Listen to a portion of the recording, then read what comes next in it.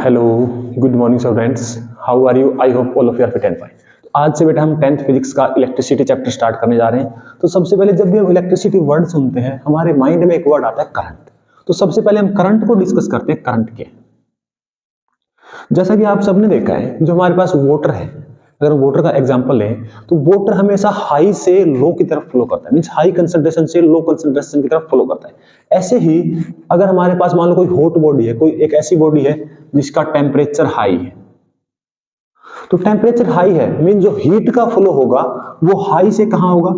लो की तरफ। जैसे हमारे पास चाय का कप है, तो जो हीट है वो चाय के कप से बाहर जाएगी, मींस हॉट से कोल्ड। मींस अर्थ के ऊपर कोई भी फिनोमिना है वो हाई से लो की तरफ हो रहा है, मींस हाई से लो की तरफ जो फ्लो है उसी का नाम हमारे पास क्या है? करंट। अगर वाटर फ्लो कर रहा है तो हम उसको कहेंगे वाटर करंट, अगर हीट फ्लो कर रही है तो हम उसको कहेंगे हीट करंट, और हमारे चैप्टर में इलेक्ट्रॉन फ्लो करेगा तो हम उसको क्या कहेंगे? Electric current. तो आई होप आपको ये क्लियर हो गया होगा कि करंट वर्ड का क्या मीनिंग। कोई भी हाई कंसंट्रेशन से लो कंसंट्रेशन की तरफ जो फ्लो है उसको हम क्या करें? करंट। अगर वो हीट का है तो हीट करंट, वाटर का है वाटर करंट, और इलेक्ट्रॉन का है तो इलेक्ट्रिक करंट। सबसे पहले हमें इस चैप्टर को स्टार्ट करने से पहले इलेक्ट्रिक मींस इलेक्ट्रॉन से रिलेटेड हम बात करेंगे। तो इलेक्ट्रॉन से रिलेटेड जो हम बात करने जा रहे हैं उसके अंदर सबसे पहले हमें ये क्लियर करना होगा कि चार्ज क्या है। तो सबसे पहले हमें क्या डिस्कस करना है? What is charge. इस चैप्टर में हम स्टडी करेंगे जो फ्लो ऑफ इलेक्ट्रॉन है या फ्लो ऑफ चार्ज है पर unit time is called as current. Means अगर हमारे पास चार्ज नहीं है तो हम करंट को डिफाइन नहीं कर पाएंगे। और नेक्स्ट चैप्टर में हम डिस्कस करेंगे magnetic effect of current. Means जहां करंट होगा वहां मैग्नेटिक फील्ड होगा। मींस हम ऐसा कह दें कि चार्ज से हमारे पास करंट प्रोड्यूस हो रहा है और करंट से हमारे पास मैग्नेटिक फील्ड प्रोड्यूस हो रहा है या मैग्नेटिक इफेक्ट प्रोड्यूस हो रहा है। हम करंट को हम कहते हैं बेटा इलेक्ट्रिक बिहेवियर। कैसा बिहेवियर? Electric behaviour. और मैग्नेट को कहते हैं मैग्नेटिक बिहेवियर। तो जो हमारे पास चार्ज है वो क्या है? किसी भी मटेरियल की एक इनहेरेंट प्रॉपर्टी, एक इंटरनल प्रॉपर्टी है जिसके बेसिस पर हम उस मटेरियल का इलेक्ट्रिक और मैग्नेटिक बिहेवियर डिफाइन कर पाते हैं। या आप ऐसे कह सकते हो कि चार्ज किसी भी मटेरियल की एक इंटरनल प्रॉपर्टी है, इनहेरेंट प्रॉपर्टी है जिसके बेसिस पर हम इलेक्ट्रोमैग्नेटिक फोर्सेस को डिफाइन कर पाते हैं। क्लियर? अब इसके बाद में हमने ये देख लिया कि चार्ज क्या है।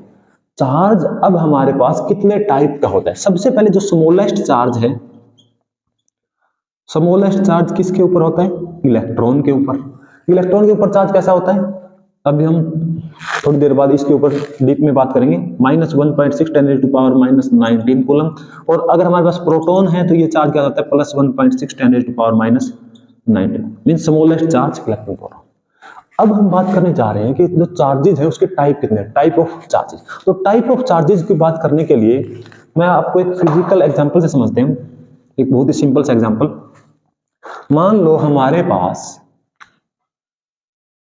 कोई भी एक ऑब्जेक्ट है, कोई भी एक बॉडी है, उस बॉडी के अंदर 10 इलेक्ट्रॉन है और 10 ही प्रोटॉन है। एक और दूसरी बॉडी है उसके अंदर मान लो 5 इलेक्ट्रॉन है, 5 प्रोटॉन है। 5 इलेक्ट्रॉन 5 प्रोटॉन। तो यहां से देखो इस बॉडी के ऊपर नेट चार्ज कितना है? 10 इलेक्ट्रॉन। इलेक्ट्रॉन के ऊपर चार्ज हम कहते हैं माइनस चार्ज होता है, नेगेटिव चार्ज होता है। तो इसके ऊपर कितना चार्ज है बेटा? हम कह सकते हैं -10e इसके अकॉर्डिंग। और 10 प्रोटॉन के ऊपर +10e मींस चार्ज हमारे पास क्या है? नेट चार्ज 0 है, नेट चार्ज 0 है। Same number of electron proton है तो मींस एक एटम है वो क्या है? न्यूट्रल है। अब अगर हम एक इलेक्ट्रॉन को यहां से यहां ट्रांसफर कर देते हैं, एक इलेक्ट्रॉन को यहां से यहां ट्रांसफर कर देते हैं। अब एक इलेक्ट्रॉन यहां से यहां गया, यहां कितने इलेक्ट्रॉन हो गए? 9, और यहां कितने हो गए? 6। अब अगर हम देखें तो यहां क्या आएगा बेटा? -9e +10e, तो क्या हुआ? +e मींस इसके ऊपर चार्ज कौन सा आया? Positive charge. और अब इसके अंदर एक इलेक्ट्रॉन एक्स्ट्रा हो गया, और इलेक्ट्रॉन एक्स्ट्रा हुआ तो इसके ऊपर कौन सा चार्ज आएगा? Negative charge. इसके ऊपर कौन सा चार्ज आया? Negative charge. ये बेटा फ्रैंकलिन ने डिफाइन किया था। फ्रैंकलिन ने बताया था कि चार्जेस हमारे पास 2 टाइप के चार्जेस होते हैं, एक पॉजिटिव चार्ज, एक negative charge. Positive charge, negative charge. Positive charge क्या है? जिस मैटर से, जिस बॉडी से इलेक्ट्रॉन निकल रहा है, मींस जिस बॉडी से इलेक्ट्रॉन बाहर जा रहा है उसके ऊपर क्या आएगा? Positive charge. और जिसके ऊपर जा रहा है उसके ऊपर क्या आएगा? Negative charge. अब हमें ये कैसे पता चलेगा कि इलेक्ट्रॉन ये बॉडी देगी या ये बॉडी देगी? ये डिपेंड करेगा इलेक्ट्रॉन एफिनिटी के ऊपर। इलेक्ट्रॉन एफिनिटी, ये आप केमिस्ट्री में पढ़ते होते हैं। Affinity means affection, attraction, affection, attraction means प्यार। मीन्स देखो, अगर अट्रैक्शन ज्यादा है बॉडी का इलेक्ट्रॉन के साथ तो वो इलेक्ट्रॉन को नहीं जाने देगा, कम है तो वो जाने देगा। मीन्स अगर इलेक्ट्रॉन एफिनिटी किसी एटम की कम है तो वो इलेक्ट्रॉन को रिलीज कर देगा, इलेक्ट्रॉन बाहर जा सकता है। अगर इलेक्ट्रॉन एफिनिटी बहुत ज्यादा है तो वो इलेक्ट्रॉन को बाहर नहीं जाने देगा। ठीक है, तो यहां से हमें यह देखना है कि इलेक्ट्रॉन किस ऑब्जेक्ट से किस ऑब्जेक्ट के ऊपर जाएगा। जैसे हम दो ऑब्जेक्ट को रब करते हैं तो एक के ऊपर चार्ज पॉजिटिव है, एक के ऊपर नेगेटिव, वो किस पर डिपेंड करेगा? उनकी इलेक्ट्रॉन एफिनिटी के ऊपर। आई होप यहां तक ये क्लियर है कि चार्ज क्या है और चार्ज कितने टाइप के हैं, और चार्ज मींस इलेक्ट्रॉन। देखो, चार्ज कहां क्रिएट होगा? जब एक इलेक्ट्रॉन ट्रांसफर होगा। अब इलेक्ट्रॉन कौन सी बॉडी देगी वो किस बात पर डिपेंड करेगा? इलेक्ट्रॉन एफिनिटी के ऊपर। ठीक है, और हमें ये देखना है कि जब भी एक इलेक्ट्रॉन, देखो यहां पर इसके ऊपर चार्ज को हमने ना क्रिएट किया ना डिस्ट्रॉय किया, हमने सिर्फ एक इलेक्ट्रॉन को ट्रांसफर किया।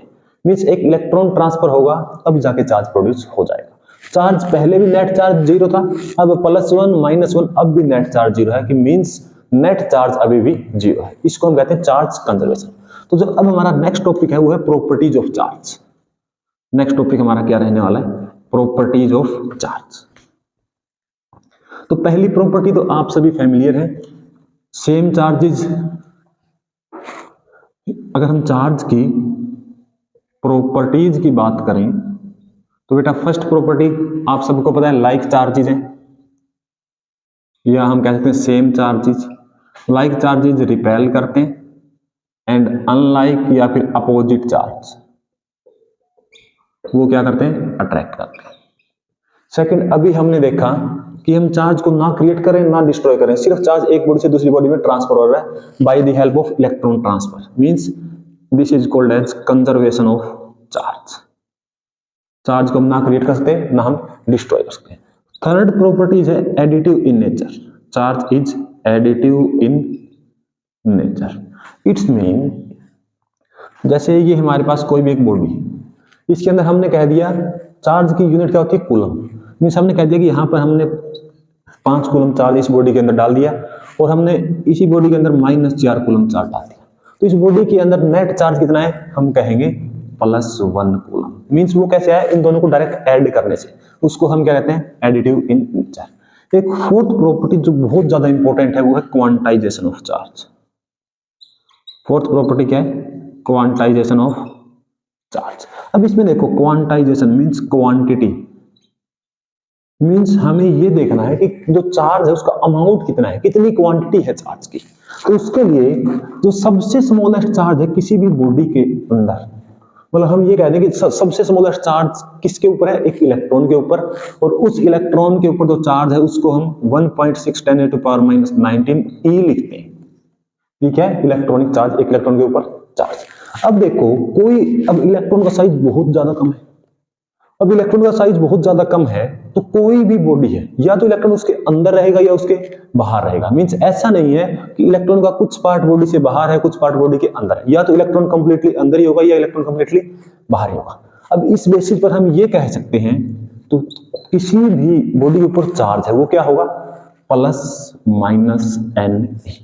अगर प्रोटॉन ज्यादा है तो चार्ज पॉजिटिव आ जाएगा, इलेक्ट्रॉन ज्यादा है तो चार्ज नेगेटिव। और N क्या है? Number, means complete number, integral multiple of natural number. Means integral multiple of, इसको हम कहते हैं N इंटीग्रल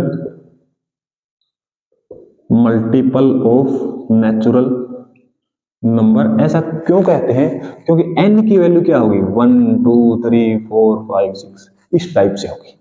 मींस 1 और 2 के बीच में वैल्यू बहुत सारी इनफाइनाइट वैल्यूज पॉसिबल है। 1.1 1.01 1.12 1. एनीथिंग, वो कोई भी पॉसिबल नहीं है। इसलिए या तो चार्ज की वैल्यू 1E पॉसिबल है या चार्ज की वैल्यू 2E पॉसिबल है।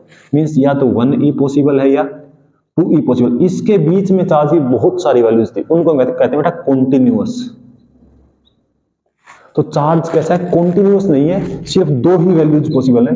अगर हम 1E और 2E की बीच की बात करें, 1E से लेकर 2E तक सिर्फ 2 ही वैल्यू पॉसिबल है, तो इसको कहते हैं डिस्क्रीट नेचर। तो क्वांटाइजेशन एक हमें ये भी बताता है कि चार्ज कैसा होता है, डिस्क्रीट इन नेचर। तो क्वांटाइजेशन ने हमें क्या बताया कि कितना अमाउंट ऑफ चार्ज है, कितनी क्वांटिटी ऑफ चार्ज है, जितने नंबर ऑफ इलेक्ट्रॉन या प्रोटॉन, इलेक्ट्रॉन है तो नेगेटिव चार्ज, प्रोटॉन है तो पॉजिटिव चार्ज। आई होप यहां तक आपको ये क्लियर हो गया होगा कि चार्जेस के बारे में। अब हम आते हैं अपने मेन टॉपिक के ऊपर, जो हमारा मोटो है, मोटिव है आज के लेक्चर का, वो है करंट। तो सबसे पहले हम करंट को डिफाइन करने जा रहे हैं। आप सबको पता है करंट कहां फ्लो करेगा, एक वायर के अंदर। करंट कहां फ्लो करेगा बेटा, एक वायर के अंदर। हम मान लेते हैं ये हमारे पास एक बल्ब है, यहां लगा देते हैं बल्ब, ये हमारे पास एक बल्ब है और यहां हमने एक बैटरी लगा दी और यहां हमने एक की लगा दी। क्या लगा दिया, की। और ये कोई एक हमारा सिंपल से सिंपल इलेक्ट्रिक सर्किट है। अब हम इसके अंदर देखना चाह रहे हैं कि करंट कैसे होगा। सबसे पहले देखो, जैसे ही हम की को, अब हमारे पास की क्या है, ऑफ है, की ऑफ है तो सर्किट में करंट जीरो है। मींस करंट हमेशा कहां से कहां होता है, करंट ऑलवेज फ्रॉम, करंट की जो हमने स्टार्टिंग इस लेक्चर में हमने देखा कि करंट क्या, हाई से लो की तरफ फ्लो। तो हाई क्या बेटा, पॉजिटिव टर्मिनल, लो क्या, नेगेटिव। मींस आएगा कहां से, पॉजिटिव से नेगेटिव, मींस करंट की डायरेक्शन ये होगी। ठीक है, अब आई है क्या, जीरो। अगर हम की को ऑन कर दें, अगर हम की को ऑन कर दें तो अब हमारा करंट जीरो नहीं रहेगा। वायर में कुछ ना कुछ 1 ampere, 2 ampere, 3 ampere, 4 ampere current flow करेगा। अब करंट फ्लो करेगा, आई मींस करंट फ्लो कर रहा है। लेकिन एक्चुअल में हम देखना चाह रहे हैं कि करंट फ्लो कर रहा है तो क्या फिनोमिना हो रहा है। मान लीजिए हमारे पास एक वायर है और इस वायर में करंट फ्लो हो रहा है।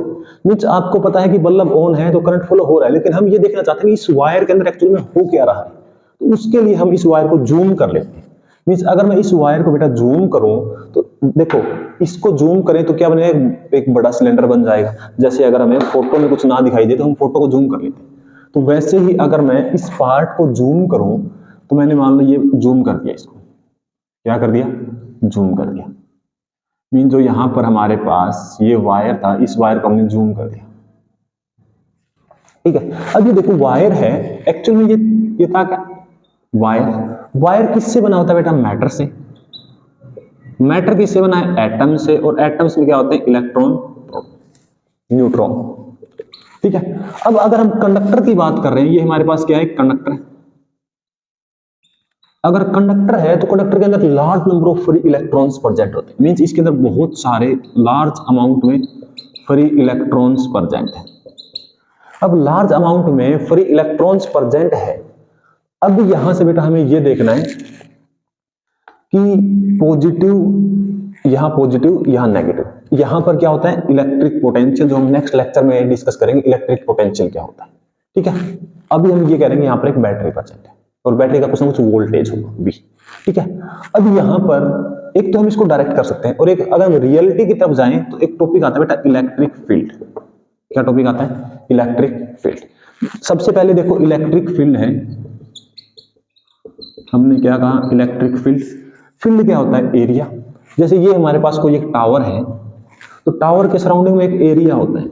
मींस उस एरिया में रहेंगे तो हमारे मोबाइल में नेटवर्क रहेगा, नहीं है तो नहीं रहेगा, सिंपल।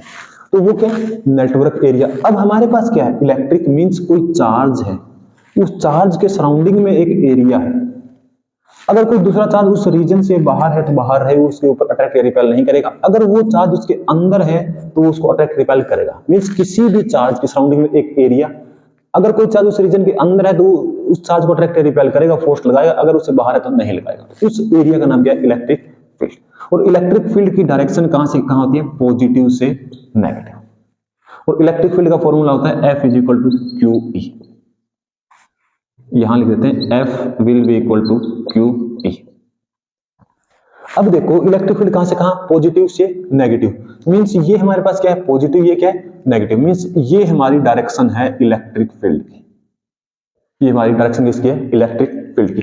अब ये डायरेक्शन इलेक्ट्रिक फील्ड की है, तो अब आप सिंपल सी एक बात सोचो, अगर ये चार्ज पॉजिटिव है तो जिस डायरेक्शन में ई है उसी में फोर्स आएगा। लेकिन हमारे पास है कौन, इलेक्ट्रॉन्स। इलेक्ट्रॉन्स है तो इलेक्ट्रॉन्स के ऊपर चार्ज क्या है, नेगेटिव। नेगेटिव चार्ज है तो यहाँ क्या आएगा, नेगेटिव साइन। नेगेटिव साइन, जिस साइड इलेक्ट्रिक फील्ड है, इलेक्ट्रॉन के ऊपर फोर्स कहां लगेगा, अपोजिट साइड। मींस जितने भी इलेक्ट्रॉन्स है सबके ऊपर फोर्स कहां है, इस साइड।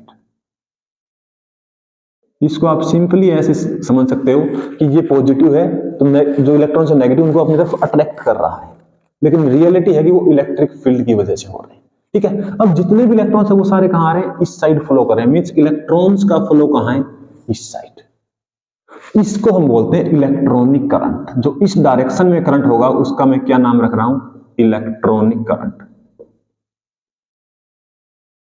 और जो ये हमारा था ये क्या है, करंट या कन्वेंशियल करंट, जो करंट होना चाहिए रियलिटी में हाई से लो की तरफ। तो यहां से हमें ये भी कंक्लूड करना है कि कन्वेंशनल करंट और इलेक्ट्रॉनिक करंट है तो इक्वल लेकिन डायरेक्शन अपोजिट है। मींस हम ये कह सकते हैं कि एक्चुअल में करंट हमारा क्या है, कन्वेंशनल करंट, तो वो क्या है, इलेक्ट्रॉन की डायरेक्शन के अपोजिट है। तो हमें यहां से ये भी कंक्लूड करना है कि जिस साइड इलेक्ट्रॉन चलेंगे करंट हमेशा उसके अपोजिट चलेगा। क्लियर, चलो ओके। तो अब यहां से हमने क्या देखा, करंट मींस करंट एक्चुअल में क्या हो रहा है, इलेक्ट्रॉन फ्लो कर रहे हैं, मींस फ्लो ऑफ चार्ज। तो यहां से बेटा हमें क्या करना है, इलेक्ट्रॉन हमारे पास क्या है, फ्लो ऑफ चार्ज। तो करंट को हम क्या कहेंगे, sorry, flow of charge, rate of flow of charge. इसकी हम अभी बात करेंगे ऐसा क्यों बोला गया। करंट को हम किस में मेजर करेंगे, एमीटर में। एमीटर एक डिवाइस है, वो मेजर करेगा करंट को, और वो किस यूनिट में मेजर करेगा, एम्पियर में। तो ए से लिखेंगे एम्पियर। ठीक है, चलो अब हम थोड़ा आगे मूव करते हैं। अब आपको यहां पर मैं एक रीजन डिफाइन कर रहा हूं, मींस ये कोई एक आर्क है, मींस एक्चुअल में ये कोई रीजन है और आप इसके ऊपर फोकस किए हुए हैं। ठीक है, आप ये देख रहे हैं कि इलेक्ट्रॉन तो इस साइड फ्लो कर रहे हैं। एक बार आपने देखा कि, एक बार इसको रफ कर देता हूं, स्पेस बना लेते हैं। हम यहां से ये देख रहे हैं कि इलेक्ट्रॉन इस साइड फ्लो करें और आप इस रीजन के ऊपर कॉन्सेंट्रेट किए हुए।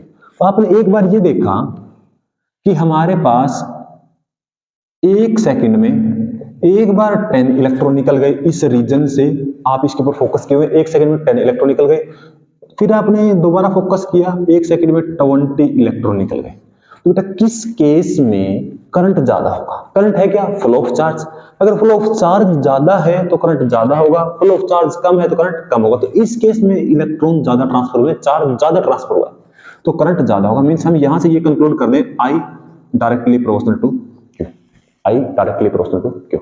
सेकंड पॉइंट, अब अगर मैं ये कहूं कि आप इसके ऊपर फोकस किए और आपने ये देखा कि एक बार तो एक 10 इलेक्ट्रॉन एक सेकंड में फ्लो कर गए, दूसरी बार आपने देखा कि 10 इलेक्ट्रॉन को फ्लो करने में आपको 5 सेकंड लग गए, तो किस केस में करंट ज्यादा होगा। देखो, एक सेकंड में 10 इलेक्ट्रॉन, एक 5 सेकंड में 10 इलेक्ट्रॉन, मींस इस केस में इलेक्ट्रॉन का जो फ्लो है वो कम है, स्लो फ्लो है। मींस टाइम ज्यादा है तो फ्लो कम है, मींस करंट कम है। टाइम कम है तो फ्लो ज्यादा है, मींस करंट है वो टाइम के इनवर्सली प्रोपोर्शनल है। और बेटा इन दोनों स्टेटमेंट को मैं इकट्ठा कर दूं, इक्वेशन 1 और 2 को, तो आई क्या आ जाएगा, Q बाई टी। यहां से हम फॉर्मूला बना देंगे, I will be equal to Q by T. तो आई का हम क्या फॉर्मूला पढ़ेंगे, करंट का, Q बाई टी। एक तो बेटा ये फॉर्मूला न्यूमेरिकल के लिए। सेकंड, अभी हमने ये भी पढ़ा कि Q हमारे पास क्या था, Q हमारे पास था Ne। तो एक ये फॉर्मूला रहेगा Ne बाई। तो I के हमारे पास दो फॉर्मूले हैं, Q बाई टी और I is equal to Ne by T. तो ये दोनों फॉर्मूले बेटा न्यूमेरिकल के लिए बहुत ज्यादा इंपॉर्टेंट है। कैसे, अगर ये कहे कि इतना कूलम्ब चार्ज फ्लो हुआ है तो कितना करंट है, तो आपको ये फॉर्मूला लगाना है। अगर ऐसा क्वेश्चन हो कि इतना करंट है सर्किट में तो कितने नंबर ऑफ इलेक्ट्रॉन्स ट्रांसफर हुए, मींस नंबर ऑफ इलेक्ट्रॉन का जहां कहीं भी जिक्र हो तो हमें ये फॉर्मूला अप्लाई करना है। कूलम्ब का चार्ज का हो तो ये फॉर्मूला अप्लाई करना है। ठीक है, अब यहां से एक और क्वेश्चन बनता है, वो है कि 1 एम्पियर को हम कैसे डिफाइन करेंगे, मींस डिफाइन 1 एम्पियर। तो सिंपली देखो, अगर मैं Q की जगह 1 कूलम ले लेता हूं, टाइम की जगह 1 सेकंड ले लेता हूं, तो I की वैल्यू क्या आएगी बेटा, 1 एम्पियर। मींस किसी भी एक वायर से अगर एक सेकंड में 1 कूलम चार्ज फ्लो कर रहा है तो उस वायर में जो करंट है वो क्या है, 1 एम्पियर। तो आपको यहां से डेफिनेशन क्रैम नहीं करना। ठीक है, मींस फिजिक्स बेटा बहुत आसान है अगर आप उसके कंसेप्ट क्लियर करके समझो तो। ठीक है, देखो 1 एम्पियर को डिफाइन करना है। ये करंट 1 एम्पियर कब आएगा, जब Q भी 1 हो और P भी 1 हो। मींस एक कूलम चार्ज एक सेकंड में किसी वायर में फ्लो कर रहा है तो उस वायर में 1 एम्पियर करंट फ्लो कर रहा है। ठीक है, हमने डिस्कस किया what is electric current, what is charge, electric current को हम कैसे मेजर करते हैं, कौन कौन से फॉर्मूलाज हैं। आज बेटा हम नेक्स्ट टॉपिक जो सबसे इंपॉर्टेंट टॉपिक है इस चैप्टर का वो डिस्कस करने जा रहे हैं, वो हमारे पास है ओम्स लॉ। तो सबसे पहले हम देखते हैं ओम्स लॉ क्या है। बेटा ओम्स लॉ देखने से पहले आपको एक बार हमने एक और लेक्चर अपलोड किया है जिसके अंदर हमने electric potential energy, electric potential difference और इलेक्ट्रिक पोटेंशियल एनर्जी डिफरेंस उनको डिस्क्राइब किया। तो एक बार आप वो लेक्चर देख के ये लेक्चर पढ़ेंगे तो आपको बहुत अच्छा क्लियर हो जाएगा। ठीक है, तो सबसे पहले देखिए कोई भी एक हमारे पास बैटरी है, जैसे हम ये एक सर्किट बना रहे हैं, यहां पर हमने एक बैटरी लगा दिया, ये बैटरी का पॉजिटिव टर्मिनल, ये बैटरी का नेगेटिव। जो बेटा लार्ज होता है उसको हम डिनोट करते हैं पॉजिटिव टर्मिनल से और जो स्मॉल होता है उसको हम नेगेटिव टर्मिनल से। ओके, और एक मान लो हमने यहां पर एक बल्ब लगा दिया, एक यहां पर की है, ये एक अपना बहुत ही सिंपल सा V क्या होता है, पोटेंशियल डिफरेंस, और ये क्या है, बल्ब। मींस लास्ट लेक्चर में हमने देखा करंट कहां से कहां फ्लो करता है, पॉजिटिव टू नेगेटिव, मींस ये होगी करंट की डायरेक्शन। अगर हम इसको जूम कर लेते हैं, मींस कि एक्चुअल में जब भी हम की को ऑन करेंगे एक करंट फ्लो करना स्टार्ट कर देगा।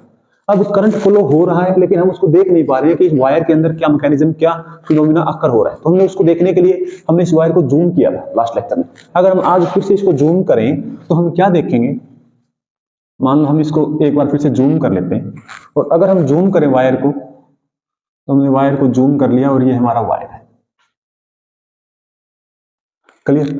अब इस वायर में बेटा क्या प्रेजेंट थे, अगर ये कंडक्टर है तो इलेक्ट्रॉन एक्सेस में लार्ज अमाउंट में फ्री इलेक्ट्रॉन्स प्रेजेंट है। अगर लार्ज अमाउंट में इलेक्ट्रॉन प्रेजेंट है तो हमने देखा ये V क्या होता है, पोटेंशियल डिफरेंस। आपको ये चीज बेटा बहुत ध्यान से समझनी है। देखो मैं एक बार फिर बता देता हूं कि ये हमारे पास एक बैटरी है, मान लो ये बैटरी यहां पर 10 वोल्ट लिखा हुआ है, तो 10 वोल्ट क्या है, इन दोनों टर्मिनल का पोटेंशियल डिफरेंस 10 है। मींस अगर ये 5 वोल्ट है, मान लो ये -5 है, तो इनका डिफरेंस क्या है बेटा, 5 माइनस -5 10 वोल्ट। या आप ऐसे कर लो, ये 10 है ये 0 है। मींस इन दोनों टर्मिनल का जो पोटेंशियल उनका डिफरेंस हमें यहां पर गिवन होता है V में। अब अगर मैं ये कहूं कि हमारे पास 20 वोल्ट है, मींस ये 10 और ये -10, इस टाइप से हमारे पास दोनों टर्मिनल का जो पोटेंशियल डिफरेंस होता है उसको हम यहां लिखते हैं बैटरी के पास V वोल्टेज। ठीक है, यही बेटा यही एक इंपॉर्टेंट टर्म रहेगी आज। और हमने ये देखा कि जितना ज्यादा चार्ज है, मींस जितना ज्यादा बैटरी का पोटेंशियल उतना ज्यादा इलेक्ट्रिक फील्ड रहेगा। इलेक्ट्रिक फील्ड क्या कहां से कहां होता है, पॉजिटिव से नेगेटिव, मींस पॉजिटिव से नेगेटिव इस डायरेक्शन में हमारे पास क्या रहेगा, एक इलेक्ट्रिक फील्ड रहेगा। अब इलेक्ट्रिक फील्ड के ऊपर डिपेंड करेगा, जितना ज्यादा इलेक्ट्रिक फील्ड है उतना ज्यादा फोर्स लगाएगा। या आप सिंपली ये कह सकते हो जितना ज्यादा यहां पर पॉजिटिव टर्मिनल के ऊपर चार्ज है उतना ज्यादा ये इलेक्ट्रॉन को स्ट्रांगली अट्रैक्ट करेगा। स्ट्रांगली अट्रैक्ट करेगा इसका मतलब यही है बेटा फोर्स लगा रहे हैं, और इलेक्ट्रिक फील्ड का मतलब यही है कि फोर्स लगा रहे हैं। ठीक है, अब अगर हम स्टार्ट करें, स्टार्टिंग में हम मान लेते हैं कि हमारे पास वोल्टेज V है और इस सर्किट में I करंट फ्लो कर रहा है। कितना करंट फ्लो कर रहा है बेटा, I करंट फ्लो कर रहा है। अब अगर मैं बैटरी हमारे पास V है, V पोटेंशियल डिफरेंस अगर हम इसको इंक्रीज कर दें, मान लो पहले हमारे पास बैटरी थी 10 वोल्ट की, क्लियर। अब हम इसको 10 से 20 वोल्ट कर देते हैं, तो बेटा दोनों टर्मिनल का जो पोटेंशियल है वो भी इंक्रीज होगा। अब दोनों टर्मिनल का पोटेंशियल इंक्रीज होगा तो ये इलेक्ट्रॉन को और ज्यादा स्ट्रांगली, क्योंकि देखो 10 से 20 किया है तो चार्ज दोनों बैटरी के टर्मिनल के ऊपर इंक्रीज हुआ है। अब इस साइड कौन है, पॉजिटिव, तो ये पॉजिटिव इलेक्ट्रॉन को और ज्यादा, अब देखो एक तो पहले सिंपली ऐसा करते हैं कि ये पहले 5 वोल्ट था और ये -5 था, दोनों का डिफरेंस 10। अब हमने क्या किया, 5 से इसको भी 10 और इसको -10। एक तो बेटा +5 इलेक्ट्रॉन को अट्रैक्ट कर रहा था इस साइड में, और एक अब हमारे पास +10 है, तो कौन ज्यादा अट्रैक्ट करेगा, +10। या आप दूसरे वे में ये कह सकते हो, जैसे ही हमने बैटरी का पोटेंशियल बढ़ाया इलेक्ट्रिक फील्ड बढ़ गया। क्या बढ़ गया, बैटरी का पोटेंशियल इंक्रीज करने से हमारे पास इलेक्ट्रिक फील्ड इंक्रीज हो गया। अगर इलेक्ट्रिक फील्ड के कॉन्सेप्ट आप बीच में इंट्रोड्यूस नहीं करवाना चाह रहे तो आप सिंपली ये कह दो कि यहां पर पॉजिटिव पोटेंशियल इंक्रीज हुआ, पॉजिटिव चार्ज इंक्रीज हुआ, तो इलेक्ट्रॉन के ऊपर ज्यादा फोर्स लगाएगा। ज्यादा फोर्स लगाएगा मींस फोर्स क्या हो गया, इंक्रीज। अब अगर बेटा फोर्स इंक्रीज हो गया तो अब ये इलेक्ट्रॉन फास्ट आएंगे या फिर स्लो आएंगे, मींस तेजी से आएंगे आराम से आएंगे। फोर्स ज्यादा लग रहा है तो इलेक्ट्रॉन क्विकली मूव करेंगे, मींस स्पीड वेलोसिटी क्या हो जाएगी, इंक्रीज। अगर वेलोसिटी इंक्रीज होगी, स्पीड इंक्रीज हो गई, तो बेटा टाइम भी क्या हो जाएगा, एक एंड से दूसरे एंड तक पहुंचने के लिए टाइम डिक्रीज हो जाएगा। और हमें ये पता है आई का फॉर्मूला क्या था, Q बाई टी। अब अगर टाइम डिक्रीज हो रहा है इट्स मीन करंट क्या हो जाएगा, इंक्रीज। मीन जैसे ही हमने बैटरी के पोटेंशियल डिफरेंस को इंक्रीज किया, वोल्टेज को हमने इंक्रीज किया, तो हमारे पास करंट सर्किट के अंदर क्या हो गया, इंक्रीज हो गया। अब हम उल्टा करते हैं, मीन्स पहले हमारे पास 10 वोल्ट था, अब हम 10 वोल्ट की जगह पे अब हम कर रहे हैं बेटा 5 वोल्ट। अब मान लो हमने 10 वोल्ट से घटा के 5 वोल्ट कर दिया बैटरी को, 5 वोल्ट कर दें तो हम ये कह देंगे, या मान लो 6 वोल्ट कर दिया, 4 वोल्ट कर दिया, 6 वोल्ट कर दिया, तो इस साइड +3 और इस साइड -3। अब जो स्टार्टिंग में हमारे पास पोटेंशियल था वो क्या था, 5 या हम नेट पोटेंशियल डिफरेंस कहें तो वो क्या था, 10। अब अगर हमने पोटेंशियल कम किया है, कम किया था बेटा, इन टर्मिनल्स के ऊपर चार्ज भी कम है, कम चार्ज है तो वो अब उन फोर्सेज के ऊपर, इलेक्ट्रॉन के ऊपर कम फोर्स लगाएगा। मींस अगर हमने V डिक्रीज किया है, इलेक्ट्रिक फील्ड डिक्रीज होगा, फोर्स डिक्रीज होगा। अब फोर्स डिक्रीज होगा, ये पॉजिटिव है, इलेक्ट्रॉन को अट्रैक्ट कर रहा था, अब अगर अट्रैक्ट कम करेगा तो स्पीड भी कम हो जाएगी, स्पीड कम हो जाएगी, और स्पीड कम होगी तो टाइम ज्यादा लेगा। और अगर इस फॉर्मूले में देखिए टाइम इंक्रीज हो रहा है तो हमारे पास करंट क्या हो जाएगा, डिक्रीज हो जाएगा। तो यहां से बेटा हम एक कंक्लूजन निकालना चाह रहे हैं कि जैसे ही हमने वोल्टेज को इंक्रीज किया करंट हमारा इंक्रीज हो गया, और जैसे ही हमने वोल्टेज को डिक्रीज किया करंट हमारा डिक्रीज हो गया। मींस हम ये कह सकते हैं कि वोल्टेज और करंट क्या है, डायरेक्टली प्रोपोर्शनल। अगर हम सर्किट के अंदर वोल्टेज को इंक्रीज करेंगे तो हमारा करंट सर्किट के अंदर इंक्रीज हो जाएगा, वोल्टेज को डिक्रीज करेंगे करंट हमारा डिक्रीज हो जाएगा। तो इसी का नाम है बेटा ओम्स लॉ। तो ये हमारा क्या है टॉपिक, ओम्स लॉ। तो ओम्स लॉ की बेटा आपको स्टेटमेंट लिखनी, ठीक है। ओम्स लॉ की जब भी आप स्टेटमेंट लिखो तो आप क्या लिखोगे कि जो current flowing in a conductor will be directly proportional to the applied potential difference under all condition will be remain same। Means जो टेम्परेचर है और जो कंडीशंस है हम उनको चेंज नहीं कर रहे, सिर्फ अगर हम पोटेंशियल को इंक्रीज कर रहे हैं तो हमारा करंट भी क्या हो रहा है, इंक्रीज हो रहा है। ये हो जाएगी ओम्स लॉ की स्टेटमेंट। तो बेटा अगर हम इसको डायरेक्टली प्रोपोर्शनल को हटा दें तो V हमारे पास क्या आएगा, IR, और R यहां पर क्या है, रेजिस्टेंस। R यहां पे क्या है, रेजिस्टेंस, और R है, R कहां से इंट्रोड्यूस हुआ है, ओम्स लॉ से। तो रेजिस्टेंस की जो यूनिट होगी वो क्या होगी, ओम। बाकी हम रेजिस्टेंस के बारे में कंप्लीट डिस्कशन करेंगे नेक्स्ट लेक्चर में, ठीक है। आज के लिए आपको सिर्फ ओम्स लॉ स्टडी करना है। अब ओम्स लॉ की कुछ लिमिटेशन है, मींस ओम्स लॉ कहां पर जाकर फेल हो जाती है। मींस अगर हम यहां से देखें V directly proportional to I, means अगर हम V और I का ग्राफ देखें तो जैसे जैसे बेटा V इंक्रीज होगा I भी क्या होगा, इंक्रीज होगा, V और I इंक्रीज होगा, ठीक है। तो ये हमारे पास क्या है, ग्राफ। अब एक और चीज देखो, क्या हमेशा ऐसा ही ग्राफ आएगा। अगर आपने सेमीकंडक्टर नाम सुना हो बेटा, तो सेमीकंडक्टर के अंदर जो I और V का ग्राफ होता है, I और V का ग्राफ वो कुछ ऐसा होता है। तो क्या यहां पर वोल्टेज और करंट, वोल्टेज बढ़ा रहे हैं, क्या करंट डायरेक्टली प्रोपोर्शनल है, नहीं, सेम रेशियो में सेम प्रोपोर्शनल में इंक्रीज नहीं हो सकता। तो ओम्स लॉ की जो लिमिटेशन है तो ये है कि ये सेमीकंडक्टर के लिए एप्लीकेबल है। एक और बात बेटा कि ये कंडीशन जो जो कंडक्टर भी फॉलो करेंगे उन सब का नाम क्या है, ओहमिक कंडक्टर। मतलब जो जो कंडक्टर ओम्स लॉ को फॉलो करते हैं वो क्या है, ओहमिक कंडक्टर।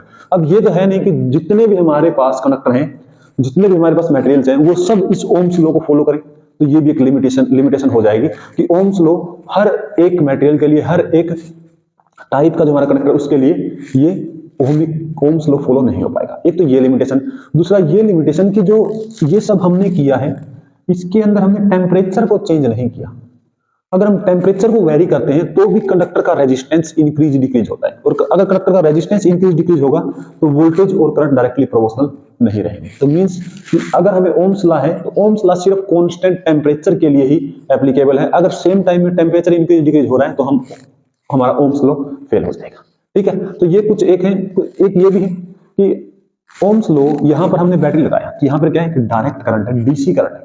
अगर एसी करंट होता उस केस में भी हम ओम्स लॉ की बात नहीं कर रहे होते, ठीक है। तो ये है कुछ एक फेलियर्स की ओम्स लॉ कहां कहां लिमिटेशन है, क्या क्या लिमिटेशन, ठीक है। तो अब जो हमारा नेक्स्ट टॉपिक है वो है रेजिस्टेंस। तो सबसे पहले देखिए बेटा रेजिस्टेंस, रेजिस्टेंस वर्ड है, इसमें एक वर्ड छुपा हुआ है, अगर आपको दिखाई दे रहा है रेजिस्ट, और रेजिस्ट वर्ड क्या होता है, रोकना, अपोज करना। रेजिस्ट वर्ड क्या होता है, रोकना, अपोज करना। मींस कोई ऐसा एलिमेंट है जो अपोज कर रहा है, और अपोज बेटा किसका करेगा? जब भी हमने बैटरी लगाई एक इलेक्ट्रिकल सर्किट में तो उसके अंदर एक करंट फ्लो कर रहा है, तो करंट को जो अपोज करने वाला एलिमेंट है वो क्या है हमारे पास? रेजिस्टेंस। आज हमें उसके बारे में डिस्कस करना है। तो सबसे पहले हमने रेजिस्टेंस के जो अंदर एक वर्ड हुआ रेजिस्ट, उसका मीन्स क्या है? अपोज करना। अब हम ऐसा समझते हैं जैसे हमारे पास सिंपल हम बात करें, ये हमारे पास एक रास्ता है, हमें ए पॉइंट से बी पॉइंट तक जाना है। अगर हम एक तो हम इस रास्ते से जाएं और एक हम इस रास्ते से जाएं, ए से बी तक इस रास्ते से जाएं, तो बेटा किस केस में हमें ज्यादा अपोजिशन फील होगा? सेकंड केस में। तो इसीलिए यही सिंबल है रेजिस्टेंस का। तो रेजिस्टेंस का बेटा सिंबल क्या है? ये सिंबल है।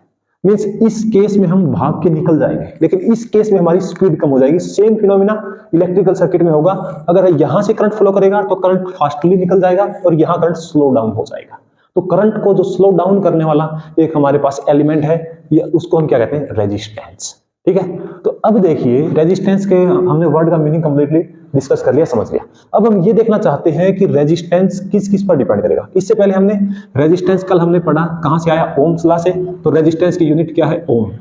लिखेंगे बेटा कैसे? ऐसे लिखेंगे, ये सिंबल, इस सिंबल को हम क्या कहते हैं? ओमेगा। ठीक है। चलो अब हम प्रोसीड करते हैं कि जो हमारा रेजिस्टेंस है वो किन किन फैक्टर्स पर डिपेंड करेगा। तो सबसे पहले एक ये देखिए, एक हमारे पास एक वायर है, ये एक वायर है, एरिया ए है, लेंथ L1 है, और एक और वायर है जो हमारे पास सेम एरिया का है, एरिया इसका भी ए है बेटा, लेकिन इसकी लेंथ कितनी है? L2, लेंथ L2 है। अब देखो कोई भी वायर है वो किससे बना हुआ? मटेरियल से बना हुआ, तो इसके अंदर एटम्स प्रेजेंट है, बहुत सारे एटम्स, और इलेक्ट्रॉन्स भी बहुत सारे, लार्ज अमाउंट में। तो जब इलेक्ट्रॉन का फ्लो होगा, अगर हम कह रहे हैं कि एक इस केस में करंट है और एक इस केस में करंट है, करंट क्या है? फ्लो ऑफ इलेक्ट्रॉन्स पर यूनिट टाइम। एक तो बेटा इस केस में फ्लो होगा और एक इस केस में फ्लो होगा, किस केस में अपोजिशन ज्यादा होगा? इस केस में ज्यादा कोलिजन होंगे, ज्यादा अपोजिशन होगा।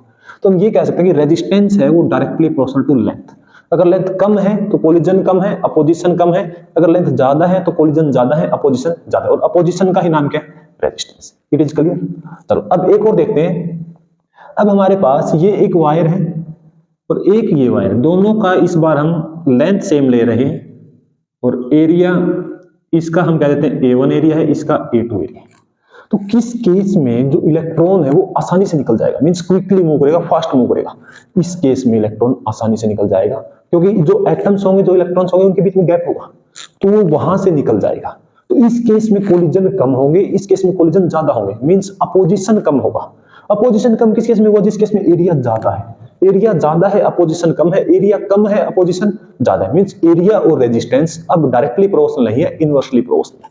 तो हम क्या कह देंगे? Inversely proportional to area. तो ये हमारे पास इक्वेशन 1 कह देते हैं, ये इक्वेशन 2। अगर हम इक्वेशन 1 और 2 को इकट्ठा लिखें तो R क्या हो जाएगा हमारे पास? L/A। और जब भी फिजिक्स में प्रोपोर्शनलिटी साइन होता है उसको हमें कांस्टेंट के द्वारा हटा देते हैं, वो कांस्टेंट या प्रोपोर्शनलिटी कांस्टेंट यहां पर क्या है? रो, L/A। तो रो क्या है? स्पेसिफिक रेजिस्टेंस, और इसका एक और नाम है रेजिस्टिविटी। एक और नाम क्या है बेटा? रेजिस्टिविटी। ठीक है। अब एक चीज देखो, ये हमारे पास रेजिस्टेंस का फॉर्मूला बन गया। ठीक है। रेजिस्टेंस किन किन पर डिपेंड करता है बेटा? लेंथ के ऊपर, एरिया के ऊपर, किस वे में डिपेंड करता है वो हमने देख लिया। अब एक बार हम इसको क्लियर कर देना चाहते हैं, क्योंकि बहुत से बच्चों को इसकी डेफिनेशन याद करनी पड़ती है, और हमारा मेन मोटिव है कि स्टॉप क्रैमिंग, स्टार्ट लर्निंग। तो अब देखिए बेटा, स्पेसिफिक रेजिस्टेंस, अगर हम ऐसा कर दें कि कोई भी एक वायर, मान लो यही एक वायर है, कुछ और एग्जांपल्स लेते हैं। कोई भी हमारे पास अलग अलग वायर्स हैं, मान लिया एक वायर हमारे पास ये वायर है, एक हमारे पास एक और वायर बना देते हैं हम, एक और वायर बना देते हैं। ये 3 हमारे पास वायर है। इन तीनों में बेटा लेंथ 1 मीटर है, लेंथ 1 मीटर है, और लेंथ 1 मीटर है, और एरिया तीनों का 1 मीटर स्क्वायर एरिया है। तो अगर हम इस फॉर्मूले की बात करें तो लेंथ 1 हो गई, एरिया 1 हो गया। सॉरी हमने स्मॉल ए लिख दिया बेटा, यहां पर कैपिटल ए आएगा, एरिया। अब यहां से अगर हम उस फॉर्मूले वैल्यू रखें तो आर रो, एल की जगह 1, एरिया की जगह 1, तो आर क्या आ गया? रो। मींस यहां से हमें डेफिनेशन बनानी है जिससे हमें याद ना करनी पड़े। देखो कोई भी एक वायर है, ये तीनों वायर, इन कोई भी एक वायर जिसकी लेंथ 1 है और एरिया 1 मीटर स्क्वायर है, means a wire of length 1 metre and area 1 metre square, the resistance of that wire is called as resistivity. तो यहां से बेटा एक सिंपल सी डेफिनेशन बन जाएगी कि रेजिस्टिविटी है वो एक वायर का रेजिस्टेंस है जब वायर की लेंथ 1 मीटर है और एरिया 1 मीटर स्क्वायर है। तो इन वायर्स की जो रेजिस्टेंस है वही इनका क्या है, रेजिस्टिविटी। रेजिस्टेंस ही क्या है, रेजिस्टिविटी। अब एक चीज देखो, अगर मैं ये कह दूं कि ये तीनों वायर अलग अलग मटेरियल से बने, मान लीजिए कह दें एल्यूमिनियम से, कॉपर से, ये किसी और से, एक्स वाई जेड से, तो क्या इन तीनों वायर का रेजिस्टेंस सेम होगा? नहीं होगा। मींस स्पेसिफिक रेजिस्टेंस या रेजिस्टिविटी सेम नहीं है। अब रेजिस्टिविटी सेम नहीं है तो हमने तो लेंथ ले ली, एरिया सेम सेम, लेकिन मटेरियल पर इनका रेजिस्टेंस डिपेंड कर रहा है। मींस जो रेजिस्टिविटी है वो किस पर डिपेंड करती है? Depend upon material. मटेरियल कैसा है उसके ऊपर डिपेंड करेगी रेजिस्टिविटी, और किसी फैक्टर पर डिपेंड करती है, लेकिन वो 10th के सिलेबस में नहीं है, 10th के स्कोप में नहीं। ठीक है, तो अभी तक हमने जो देखा, एक और वर्ड देखो बेटा, यहाँ पे स्पेसिफिक रेजिस्टेंस लिखा हुआ है। Specific resistance means special case में रेजिस्टेंस, और वो स्पेशल केस क्या है? लेंथ 1 मीटर और एरिया 1 मीटर स्क्वायर है। जब हमारे पास लेंथ 1 मीटर है और एरिया 1 मीटर स्क्वायर है तो उस केस में रेजिस्टेंस ही रेजिस्टिविटी है, इसलिए इसका बेटा एक अलग से नाम हम रखते हैं specific resistance. Clear? Specific resistance के बारे में एक और चीज, अगर हम यहां से इस फॉर्मूले में R is equal to rho L by A है, अगर हम रो को एक साइड रखें तो हमारे पास क्या बच जाएगा? R A वाई में L। रेजिस्टेंस की बेटा यूनिट क्या होती है? ओम। एरिया की मीटर स्क्वायर, लेंथ की मीटर, तो हमारे पास क्या बच जाएगी? ओम मीटर। मींस जो यूनिट होती है रेजिस्टिविटी की वो क्या होती है? ओम मीटर। तो कुछ भी हमें याद नहीं करना है, सिर्फ हमने अपने स्टेप्स को फॉलो करना है और आप हर एक चीज को समझ सकते हैं। ठीक है, तो ये था हमारा रेजिस्टेंस और रेजिस्टिविटी। क्लियर? यहां पर बेटा मैं एक बात पर फिर से फोकस कर रहा हूं, फिर से हम उस बात के ऊपर फोर्स कर रहे हैं कि जो हमारे पास 3 अलग अलग वायर लिए, तीनों का रेजिस्टेंस अलग अलग आएगा, तीनों में से सेम करंट फ्लो नहीं होगा। मींस रेजिस्टेंस कम ज्यादा है, रेजिस्टेंस कम ज्यादा है तो रेजिस्टिविटी कम ज्यादा है। मींस जो रेजिस्टिविटी है वो किसकी प्रॉपर्टी है? मटेरियल की। मींस अगर हम यहां से लेंथ को और एरिया को इंक्रीज डिक्रीज कर रहे हैं तो रेजिस्टिविटी चेंज नहीं होगी। रेजिस्टिविटी सिर्फ कब चेंज होगी? जब हम वायर चेंज करेंगे। मींस हम मटेरियल ही अलग, एक वायर मान लो कॉपर का है और दूसरा वायर अगर हम एल्यूमिनियम का लेंगे तो रेजिस्टिविटी चेंज होगी, वरना रेजिस्टिविटी चेंज नहीं होगी। ओके, तो ये था हमारा आज का टॉपिक। अब हम थोड़ा सा आगे प्रोसीड करते हैं। अब जो हमारे पास एक बहुत बार सीबीएसई बोर्ड में और एचबीएसई बोर्ड में क्वेश्चन आता है कि अगर हम लेंथ है, एरिया है, अगर हम उसको इंक्रीज डिक्रीज कर दें तो हमारे पास क्या होगा? दो टाइप के बेटा यहां से क्वेश्चन बनते हैं।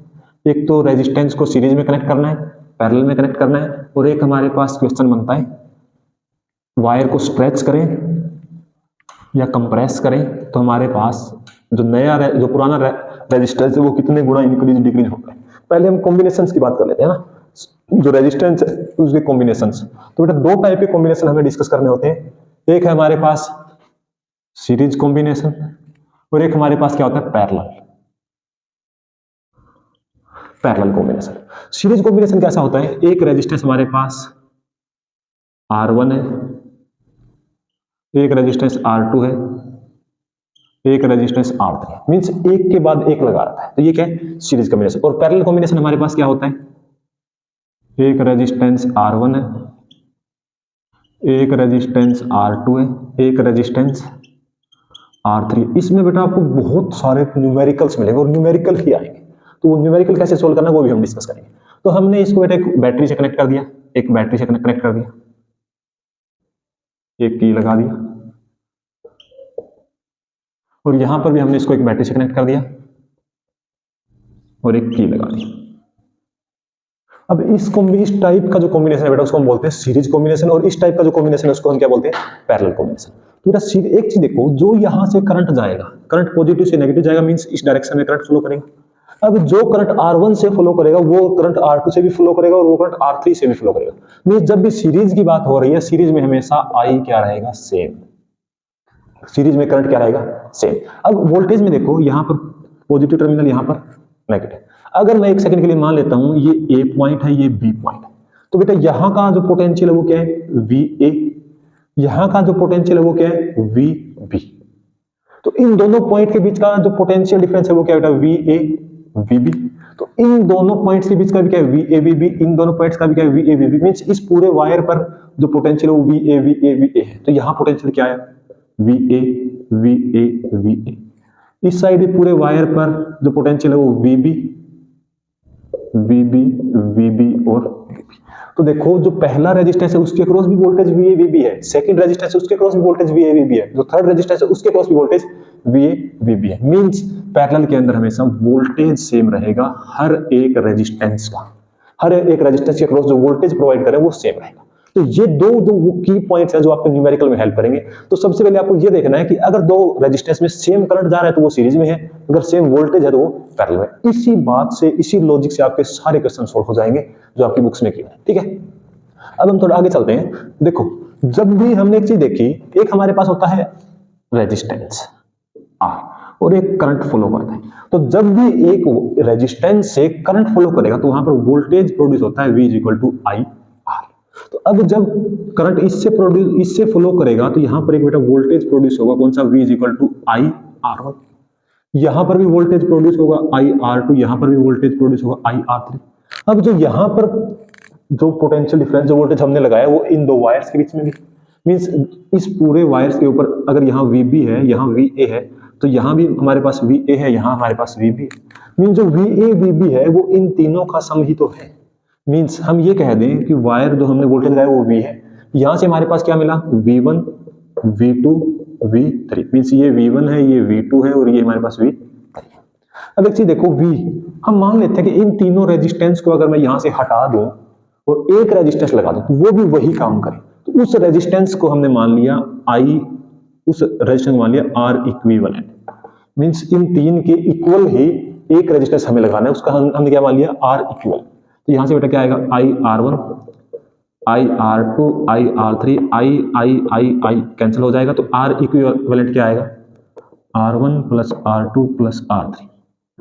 मींस आपको सीधा सा ध्यान रखना है, सीरीज सी मतलब सीधा, मतलब सीरीज में हमें सीधे रेजिस्टेंस को जोड़ देना है डायरेक्ट R1 R2 और R3 की। तो जो वैल्यू आएगी वही हमारा कॉम्बिनेशन का नेट रेजिस्टेंस है।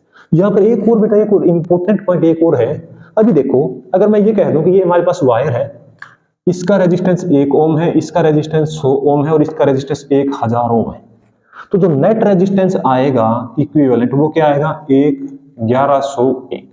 मींस जो नेट रेजिस्टेंस है वो लार्ज से भी लार्जेस्ट है। मींस इक्विवेलेंट जो रेजिस्टेंस आएगा always will be largest than large resistance. जो हमने इन तीनों में जो हमने सबसे बड़ा लगाया उससे भी बड़ा आएगा नेट रेजिस्टेंस हमेशा। तो ये हमें सीरीज कॉम्बिनेशन में बात ध्यान रखनी। अब हम चलते हैं पैरेलल की तरफ। पैरेलल की तरफ हमें एक बात मालूम है कि जो हमने वोल्टेज लगाया है वो हर एक रेजिस्टेंस के क्रॉस सेम है।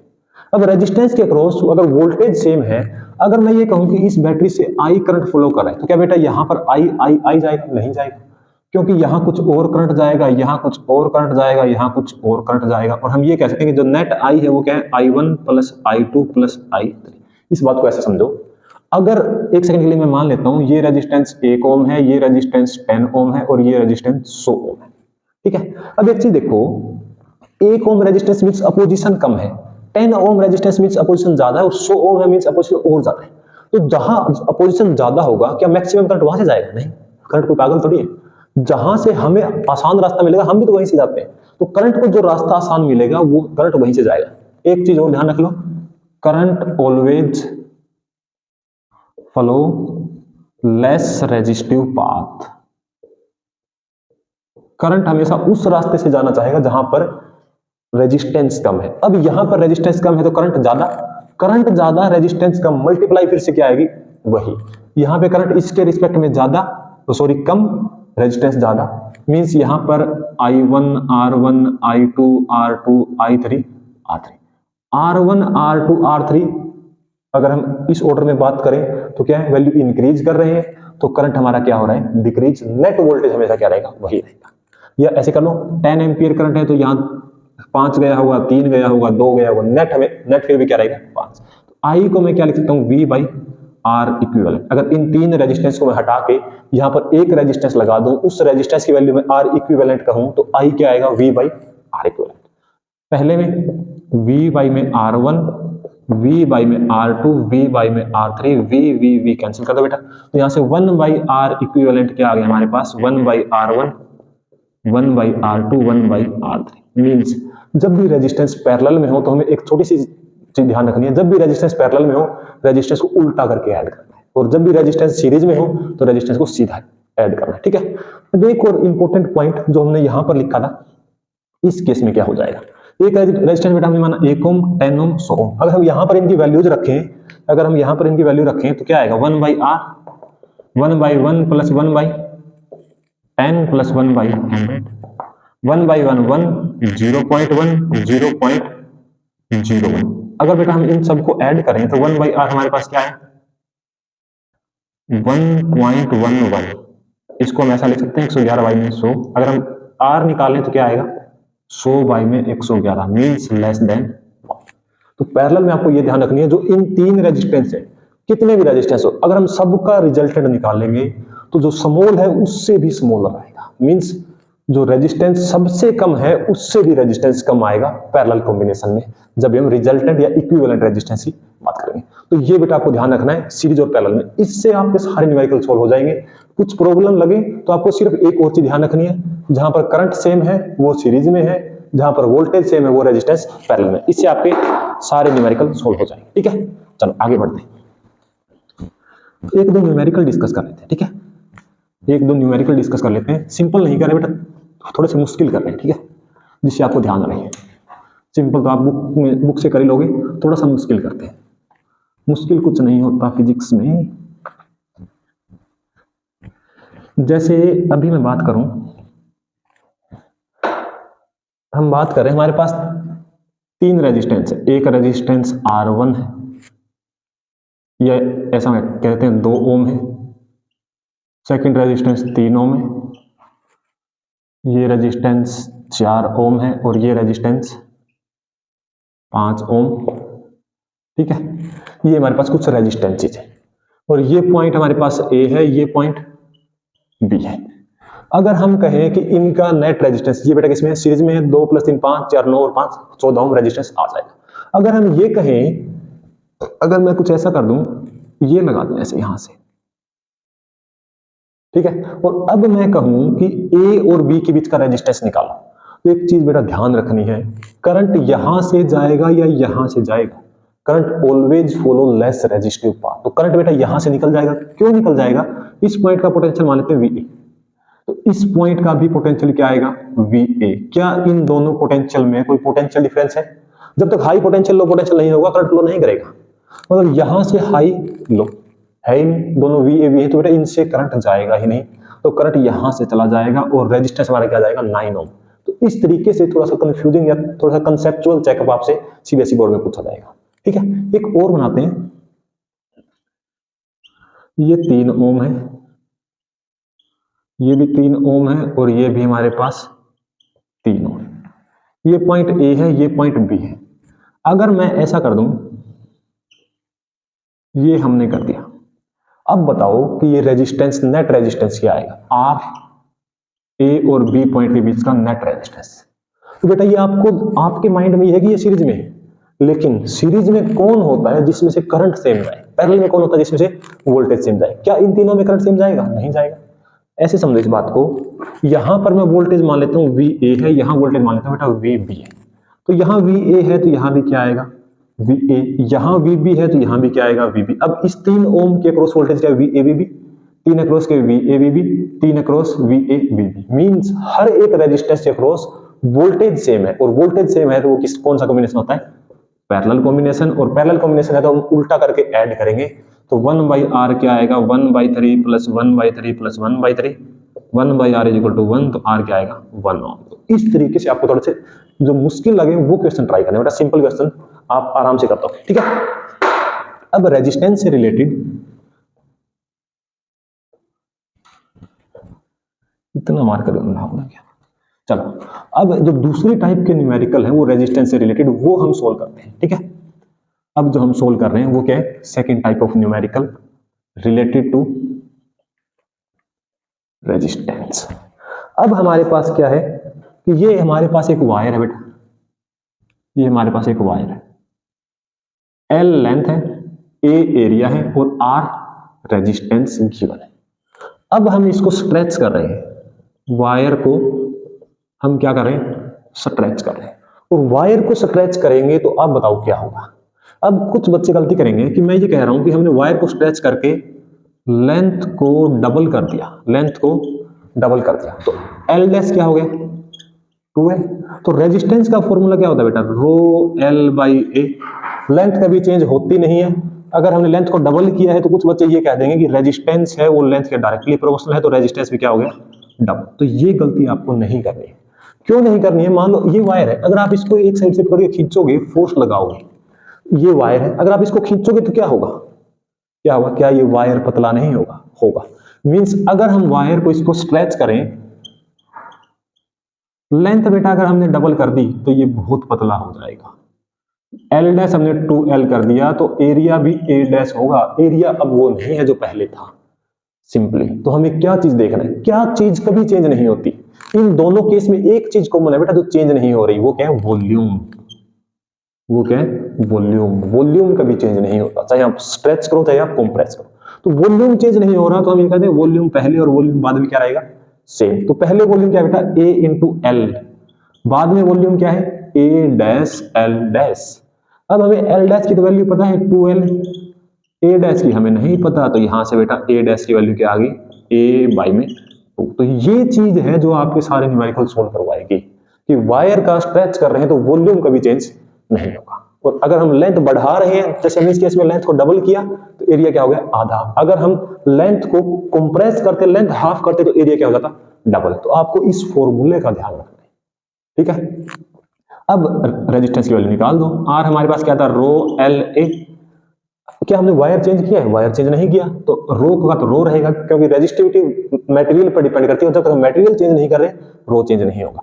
L dash by A dash, rho L dash हमारा क्या था बेटा, 2L, और एरिया हमारा क्या है, ए बाई में 2, तो क्या हो गया 4 रो एल ए, और रो एल ए हमारा क्या है, पहले रेजिस्टेंस, तो 4R। तो जो नया रेजिस्टेंस है वो क्या है, 4R। तो ऐसे आपको सोल्व करना है। इसकी हम एक ट्रिक भी डिस्कस करेंगे, अगर एमसीक्यू आता है तो आपको डायरेक्ट उस ट्रिक से कर देना है, ठीक है। लेंथ का हो, एरिया का हो, आप इस तरीके से, इस प्रोसेस से आसानी से सोल्व कर लोगे।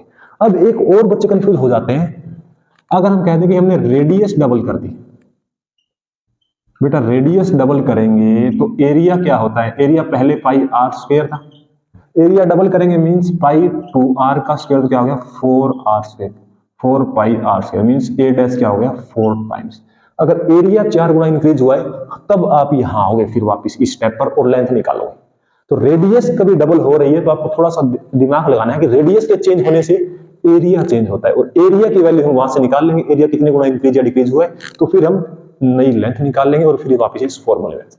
अगर हम यहां से करेंगे बेटा तो हमारे पास जो लेंथ आएगी वो आएगी L बाई 4, इस फॉर्मूले में वैल्यू पुट करोगे तो रेजिस्टेंस क्या आएगा, यहां से रो L by 4 into 4A, resistance क्या आएगा, rho L A by 16, resistance क्या हो गया R का 16। इस तरीके से आपको बेटा प्रोसेस पे फोकस करना है, रटना नहीं, ठीक है।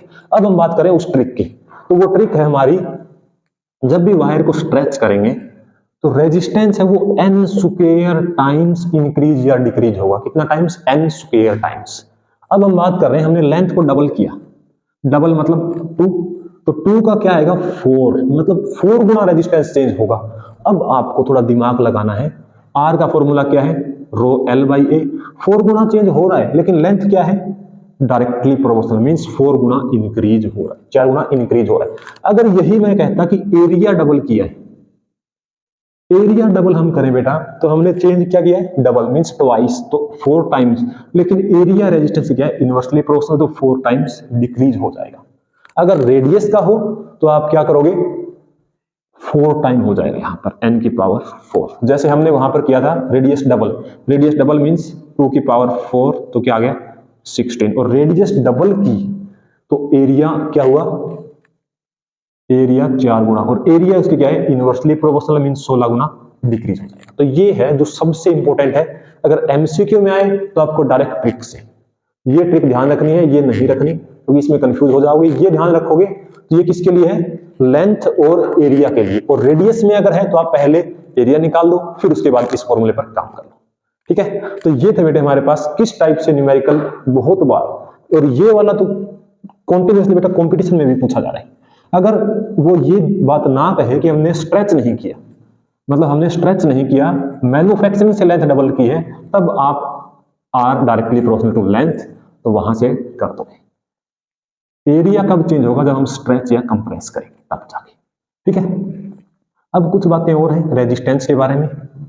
रेजिस्टेंस के बारे में अब एक चीज बताओ, कंडक्टर है हमारे पास, कंडक्टर है, अगर हम उसका टेम्परेचर बढ़ा दें तो रेजिस्टेंस पर क्या फर्क पड़ता है, मींस टेम्परेचर इफेक्ट। अब एक चीज देखो, एक कंडक्टर बना देते हैं, ये हमारे पास एक कंडक्टर है और इसमें बहुत सारे इलेक्ट्रॉन्स हैं, ये कहते हैं बहुत सारे एटम्स हैं।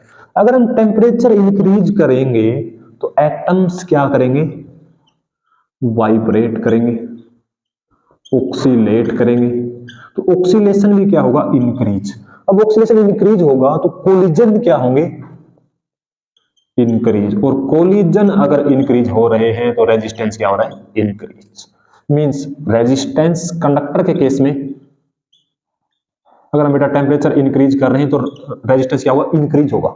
लेकिन टेम्परेचर जीरो है तो रेजिस्टेंस जीरो नहीं है, तो हम यहां से ग्राफ ना स्टार्ट करके यहां से ग्राफ स्टार्ट करेंगे। मींस आपको ध्यान रखना है, जब भी कंडक्टर की बात कर रहे हैं टेम्परेचर बढ़ाएंगे तो इसके अंदर यहां पर क्या प्रेजेंट है बेटा, एटम्स प्रेजेंट है, और एटम्स वाइब्रेट करेंगे तो इलेक्ट्रॉन का कोलिजन और ज्यादा होगा, अपोजिशन और ज्यादा होगा। क्लियर? ठीक है, एक है सेमीकंडक्टर। सेमीकंडक्टर है बेटा, सेमी बीच का, कंडक्टर और इंसुलेटर, मींस ना इंसुलेटर है ना कंडक्टर, लेकिन किसी कंडीशंस में ये कंडक्ट करता है। मींस इसके अंदर आपको डीप में नहीं जाना, टेम्परेचर अगर हम इंक्रीज करें तो ये पहले इंसुलेटर है, 0 केल्विन के ऊपर सेमीकंडक्टर क्या होता है, इंसुलेटर। अगर हम टेम्परेचर बढ़ाएंगे तो इलेक्ट्रॉन फ्री होंगे, और फ्री होंगे तो मूव करेंगे, करंट बढ़ेगा, मींस कंडक्शन बढ़ेगा, करंट बढ़ेगा तो रेजिस्टेंस घटेगा। तो टेम्परेचर इंक्रीज करें तो रेजिस्टेंस क्या होता है, डिक्रीज हो जाता है किसमें, सेमीकंडक्टर। तो ये दो बातें आपको ध्यान रखनी है, ये बहुत बार इंटरव्यू में क्वेश्चन पूछा जाता है। ठीक है, तो ये था बेटा this is all about resistance. I hope आपको एक कंसेप्चुअल क्लियरिटी आई होगी कि रेजिस्टेंस क्या है, और जो न्यूमेरिकल पर फोकस करें वो न्यूमेरिकल पर आपको कैसे फोकस करना है, कैसे आपको न्यूमेरिकल टारगेट करना है। ओके, आज का हमारा लास्ट टॉपिक है चैप्टर का, वो है power and heating effect. Means जो एक हमारे पास इलेक्ट्रिसिटी है, एक करंट पास कर रहा है, उसके अंदर पावर और हीटिंग इफेक्ट क्या होता है वो हमें डिस्कस करना है। तो सबसे पहले हम स्टार्ट करने जा रहे हैं बेटा पावर को। पावर देखिए क्या होता है, मान लेते कोई भी हमारे पास एक इलेक्ट्रिक सर्किट है, मान लो ये वायर है और यहां हमने एक बैटरी लगा दी। अगर हम इस वायर को जूम करके देखें तो यहां पर हमारे पास ये कंडक्टर है, कंडक्टर है, यहां पर क्या है, इलेक्ट्रॉन्स प्रेजेंट है, क्योंकि कंडक्टर के अंदर a large amount of free electrons are already present. अगर हम यहां देखें तो एक पॉजिटिव पोटेंशियल, नेगेटिव पोटेंशियल, और जो पोटेंशियल डिफरेंस है वो V है, और इस V पोटेंशियल डिफरेंस की वजह से अगर हम की को क्लोज करते हैं तो इस वायर के अंदर, इस कंडक्टर के अंदर एक हमारा I करंट फ्लो हो रहा है। अब एक्चुअल में I करंट फ्लो हो रहा है, लेकिन करंट है क्या, flow of electrons.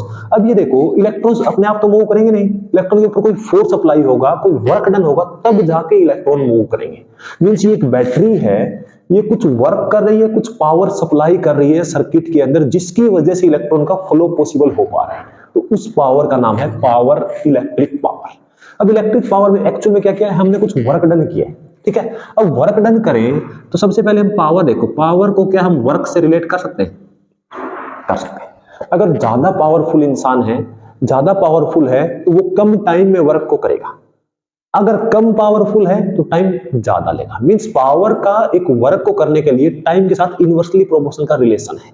Means power और टाइम क्या, इनवर्सली प्रोपोर्शनल। तो पावर का बेटा फॉर्मूला होता है वर्क अपॉन टाइम। अब देखो वर्क, अब मैं आपको कुछ रिकैप करवाता हूं। सेकंड लेक्चर में हमने ये पढ़ा, वर्क डन ए से बी तक जाने के लिए क्यू चार्ज को V B minus V A, ये हमारा वर्क डन होता है। किसी भी क्यू चार्ज को एक पॉइंट ए से दूसरे पॉइंट बी तक लाने के लिए किया गया वर्क डन। अब हमारे यहाँ पर जो पोटेंशियल डिफरेंस है वो क्या है, वी। तो बेटा यहाँ पर W बाई क्यू क्या है हमारे पास, V, और W क्या आएगा, Q इंटू में V। वर्क का क्या फॉर्मूला था, Q इंटू में पोटेंशियल डिफरेंस। अगर हम यहाँ लिखें तो क्या आएगा, Q V बाई में T। और आपको ऑलरेडी पता है Q/T क्या होता है हमारे पास, flow of charge per unit time is called as electric current. Means power क्या हो जाएगा, IV। तो बेटा पावर का क्या फॉर्मूला है, V इंटू आई। मींस कोई भी एक इलेक्ट्रिक सर्किट है, उसके अंदर हमने V पोटेंशियल डिफरेंस अप्लाई किया और I करंट फ्लो कर रहा है, तो उस कंडक्टर के अंदर जो हमें पावर चाहिए करंट को फ्लो करवाने के लिए, वो पावर कितनी है, V इंटू आई। अब अगर हम यहाँ पर ओम्स लॉ का यूज करें तो V को हम क्या लिख सकते हैं, I इंटू आर, और I हमारे पास है मींस I स्क्वायर R। अगर हम I की जगह पे V बाई आर लिख दें, क्योंकि V क्या होता है, IR, तो पहले हमने V की जगह पे IR पुट कर दिया। अगर मैं I की वैल्यू पुट करूं तो क्या आएगी, V बाई आर।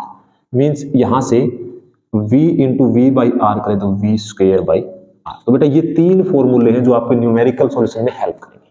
ठीक है, पावर क्या है, पावर आपको इन तीनों में से किसी भी रिलेशन से पूछा जा सकता है। यहां से हम कहेंगे एक हमारे पास V पोटेंशियल डिफरेंस है, और अगर कंडक्टर के अंदर I करंट फ्लो कर रहा है तो हमें कितना वर्क डन चाहिए, कितना एनर्जी सप्लाई करना पड़ेगा उस करंट को फ्लो करवाने के लिए, कितना, V इंटू आई।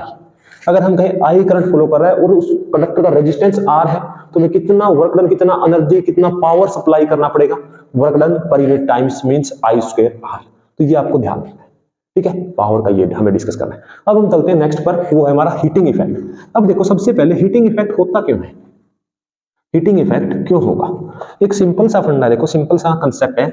जब भी हमारे पास कोई एक ऐसा समझो कि रेजिस्टेंस है ही नहीं, हमें एक बिल्कुल सीधे रास्ते पर चलना है और वहां पर रेजिस्टेंस नहीं है, और एक ऐसा पाथ है जिसके अंदर बहुत सारा रेजिस्टेंस। अभी बात करते हैं, ये हमारे पास एक R रेजिस्टेंस है। अगर इसके अंदर से I करंट फ्लो करेगा, ठीक है, तो यहां से उसको पास करने में कुछ अपोजिशन फील होगा, और अपोजिशन फील होगा तो करंट को कुछ एक्स्ट्रा काम करना पड़ेगा, कुछ एक्स्ट्रा वर्क, कुछ एक्स्ट्रा एनर्जी, और वो एनर्जी यहां पे क्या होगी, डिसिपिएट होगी। वही हमारा क्या है, हीटिंग इफेक्ट। कोई भी एक कंडक्टर है, उसके अंदर से जब करंट पास करता है तो जो कंडक्टर का रेजिस्टेंस है उसको अपोज करता है। अब कोई चीज अपोज कर रही है, करंट को पास करना है, तो करंट को कुछ एक्स्ट्रा वर्क करना पड़ रहा है, वो हमारा क्या है, हीटिंग इफेक्ट। और अगर यहाँ पे एक्स्ट्रा वर्क होगा तो हमें पता है कि V का फॉर्मूला क्या है, I और R। यहाँ पर I भी है, R भी, मींस यहाँ पर एक वोल्टेज ड्रॉप हो रहा है। क्या हो रहा है, वोल्टेज ड्रॉप, मींस कुछ एनर्जी का लॉस हो रहा है। क्या हो रहा है, कुछ एनर्जी का लॉस हो रहा है, और वो एनर्जी इसका टेम्परेचर इंक्रीज कर रही है, मींस हीट की फॉर्म में बाहर निकल रही है, एग्जिट हो रही है, एमिट हो रही है। तो ये बेटा हीटिंग इफेक्ट ऑफ करंट। अगर हम यहां से देखें तो हीट क्या है, हीट की अगर हम बात करें तो हीट हमारे पास क्या है, एक एनर्जी, और एनर्जी क्या है, जो करंट को वर्क करना पड़ रहा है, मींस वर्क। अभी हम डिस्कस करके आए हैं पावर, वर्क अपॉन टाइम। अगर हमें सिर्फ वर्क का फॉर्मूला बनाना है तो पावर इंटू में टाइम, पावर इंटू में टाइम। और पावर के अभी हमने तीन फॉर्मूले बनाए थे। पावर के सिर्फ फॉर्मूले लिखे, वी आई स्क्वायर आर और V स्क्वायर बाई आर। अगर इन सबको बेटा हम T से मल्टीप्लाई कर दें तो ये हमारे पास तीन फॉर्मूले किसके हैं, हीट के। तो बेटा हीट के ऊपर न्यूमेरिकल आएगा, ठीक है। और आपको ये भी ध्यान रखना है कि हीट किस पर डिपेंड करता है, वायर के रेजिस्टेंस के ऊपर, और उसमें वे कितना करंट फ्लो करवा रहे हैं, और तीसरा कितने टाइम के लिए फ्लो करवा रहे हैं, I स्क्वायर आर टी। तो बेटा हीट है इन तीन फैक्टर्स पर डिपेंड करती है, और इसी हीटिंग इफेक्ट का हम अपनी डेली लाइफ में यूज कर रहे हैं। अगर आप डेली लाइफ में देखो तो हमारे पास इलेक्ट्रिक आयरन है जिससे हम कपड़ों को प्रेस कर रहे हैं, और एक हमारे पास इलेक्ट्रिक हीटर है, एक हमारे पास इलेक्ट्रिक बल्ब है, एक हमारे पास इलेक्ट्रिक फ्यूज है। इन सब में हीटिंग इफेक्ट ही यूज हो रहा है। देखो जब भी आपने एक हीटर देखा होगा, हीटर के अंदर क्या होता है, वायर। अब उस वायर का रेजिस्टेंस बहुत ज्यादा है, जब उससे करंट पास करेगा तो बहुत सारी हीट प्रोड्यूस होगी, जिससे हमें गर्मी लगेगी, जिससे गर्मी वो हीट प्रोड्यूस कर रहा है, टेम्परेचर हाई कर रहा है। तो ये है बेसिक फंडामेंटल कंसेप्ट पावर और हीट का। अब एक और बहुत ही इंपॉर्टेंट, वो सब बच्चे क्रैम करते हैं, वो है कमर्शियल यूनिट ऑफ एनर्जी। तो बेटा उस टॉपिक को बहुत ध्यान से करना, क्योंकि वो हमारी डेली लाइफ में बहुत ज्यादा यूज हो रहा है। अगर हम बात करें कमर्शियल यूनिट ऑफ एनर्जी, किसकी हमें बात करें बेटा, commercial unit of energy. Energy की कमर्शियल यूनिट क्या है, मीन जो हमारा बिजली का, जो हमारा घरों में मीटर लगा होता है, इलेक्ट्रिसिटी मीटर, वो किस बेस पर रीडिंग निकालता है, किस बेस पर हमारा बिजली का बिल आता है, वो सब हमारा इसी कॉन्सेप्ट के ऊपर है। तो जो हमारा बिजली का बिल है वो बेटा एनर्जी है, जितना ज्यादा हम एनर्जी कंज्यूम करेंगे उतना ज्यादा बिल आएगा। तो एनर्जी की कौन सी यूनिट है जो बिल निकालने में यूज हो रही है, वो है kilowatt hour. 1 kilowatt hour, 1 kilowatt hour. अब हम ये समझते हैं कि इसका मेन, इसके पीछे का बेसिक्स क्या है, मीन्स ऐसा ही हम क्यों यूज कर रहे हैं। अब सिंपली ऐसे समझो, पावर का फॉर्मूला बेटा क्या था, वर्क अपॉन टाइम। वर्क को हम कह सकते हैं एनर्जी अपॉन टाइम। अगर एनर्जी की बात करें तो क्या आएगा, पावर इनटू टाइम।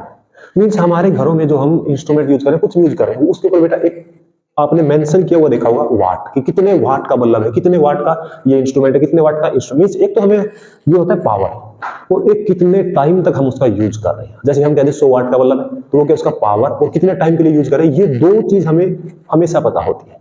तो इसीलिए पावर की यूनिट बेटा किलोवाट में और टाइम की यूनिट हावर में, इसलिए हम एनर्जी की ये यूनिट कर रहे हैं। ये यूनिट कमर्शियल यूनिट की फॉर्म में पता है। अब देखो ये है क्या, अब ऐसे समझो 1 किलोवाट हावर मीन्स 1 किलोवाट का कोई भी इंस्ट्रूमेंट है, आपके घर पर कोई भी इंस्ट्रूमेंट है, पानी गर्म करने वाली रोड है, प्रेस है, इलेक्ट्रिक आयरन, कुछ भी मान गया, ठीक है। 1 किलोवाट का पावर का कोई भी इंस्ट्रूमेंट है, अगर हम उसको 1 हावर तक कॉन्टिन्यूअसली यूज करें, वो 1 हावर कॉन्टिन्यूअसली वर्क कर रहा है, तो जितना एनर्जी वो यूज कर रहा है वो है 1 यूनिट। मतलब वो हमारा मीटर क्या रीडिंग निकालेगा, 1 यूनिट। तो वो क्या है हमारे पास, एनर्जी की यूनिट। ठीक है। और सिंपल करने के लिए हम इसको ऐसे समझ सकते हैं, जैसे हमें ये निकालना है कि नंबर ऑफ यूनिट, कि कितने यूनिट यूज हुआ, हमें क्या निकालना है, नंबर ऑफ यूनिट। क्योंकि हमारा बेटा बिल क्या आता है, 1 यूनिट अगर आप यूज करें तो इतना है, इतने रुपए आपको पे करने। तो मींस वो जो मीटर है हमारा, उसके अंदर आपने देखा होगा डिजिट्स के अंदर रीडिंग लिखे होते हैं। मींस इस मंथ में आपने इतना रीडिंग यूज किया, तो वो नंबर ऑफ रीडिंग कैसे निकाली जा रही है उसको अब हम डिस्कस करने जा रहे हैं। जैसे ऐसे समझो, कोई भी हमारे पास 200 वाट का, 500 वाट का करते हैं, 200 वाट का सही, 200 वाट का कोई भी इंस्ट्रूमेंट है जो जिसको हम यूज करेंगे, तो वो 200 वाट यूज करेगा। ठीक है। अब 200 वाट का है, और अगर हम उसको 10 घंटे यूज कर रहे हैं, 10 आवर्स वो कंटिन्यूअसली इलेक्ट्रिसिटी यूज कर रहा है, तो बेटा वो कितना एनर्जी यूज करेगा। देखो हमें क्या किलोवाट हावर में चाहिए। अब 200 क्या है, वोट। 200 वोट को अगर मैं किलोवाट में कन्वर्ट करूं तो 1000 से डिवाइड कर देंगे, इनटू में हावर्स। हावर्स क्या है हमारे पास, 10 मींस 2 यूनिट। तो वो हमारा जो इलेक्ट्रिक इंस्ट्रूमेंट है ये वाला, ये 2 यूनिट रीडिंग निकाल देगा। तो इस तरीके से हमारा जो मीटर है वो काम करता है, इस तरीके से हमारा बिजली का बिल आता है। इसके ऊपर बेटा न्यूमेरिकल बहुत आते हैं, बहुत ही आसान सा कंसेप्ट है। Clear, okay. तो ये था हमारा इलेक्ट्रिसिटी चैप्टर्स। और बेटा आपको करना है कि आपको एनसीईआरटी एक्सरसाइज और न्यूमेरिकल्स जितने हो सके वो ट्राई करने, क्योंकि आप जितने ज्यादा न्यूमेरिकल ट्राई करोगे उतना आप कॉन्सेप्चुअल स्ट्रांग होंगे। Okay, thank you so much, have a nice day, keep sharing with your friends. Okay, thank you so much.